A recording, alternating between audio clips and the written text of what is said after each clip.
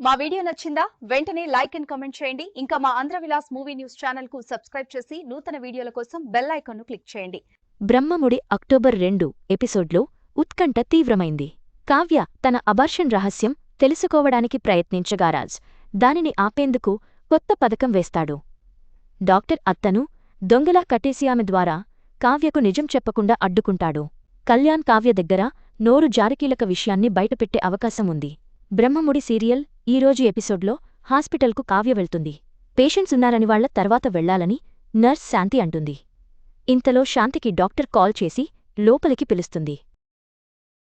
కావ్య అనే పేషెంట్ వచ్చిందా అని అడుగుతుంది. వచ్చారు. కాని వేరే పేషెంట్స్ ఉన్నారు.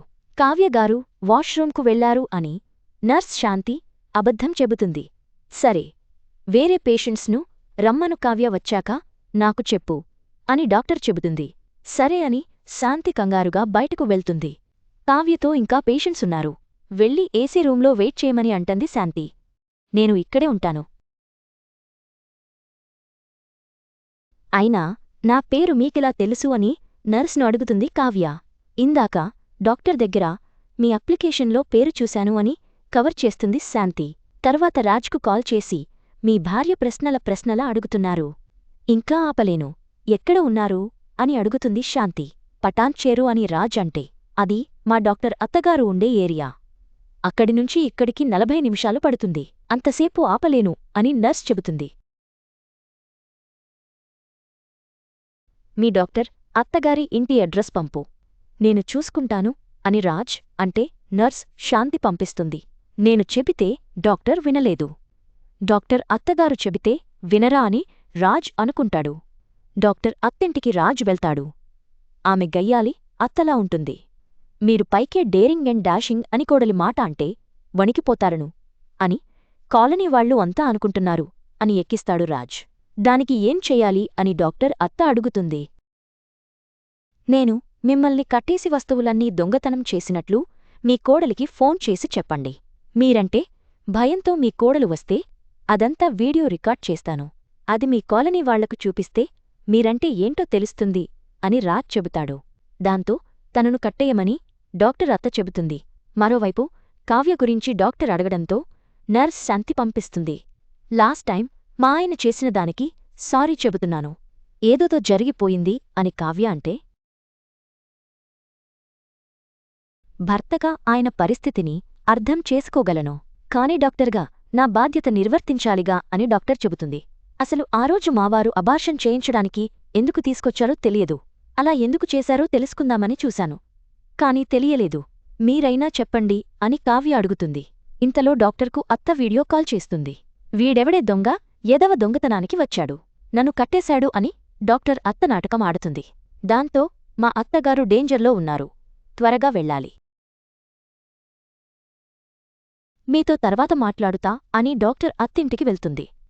డాక్టర్ వెళ్లేలోపు వాళ్ల అత్తను వీడియో తీస్తుంటాడు. అది చూసి ఏంటిది అంతా అని కోప్పడుతుంది డాక్టర్. ఇదంతా నాటకం. నువ్వంటే నాకు భయమని కాలనీవాళ్లు అనుకుంటున్నారట. అది నిజం కాదని నిరూపించడానికే ఇదంతా అని డాక్టర్ అత్త చెబుతుంది.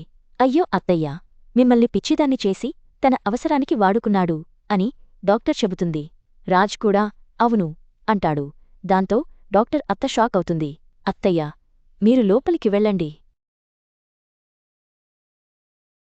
ఇతనితో మాట్లాడాలి అని డాక్టర్ అంటుంది.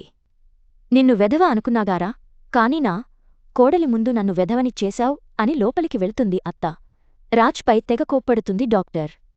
మీరు తప్పు చేయడం కాకుండా నాతో తప్పు చేయిస్తారా అని డాక్టర్ అంటే మిమ్మల్ని ఆపడానికి నాకు ఇంకో దారి కనపడలేదు అని రాజ్ అంటాడు.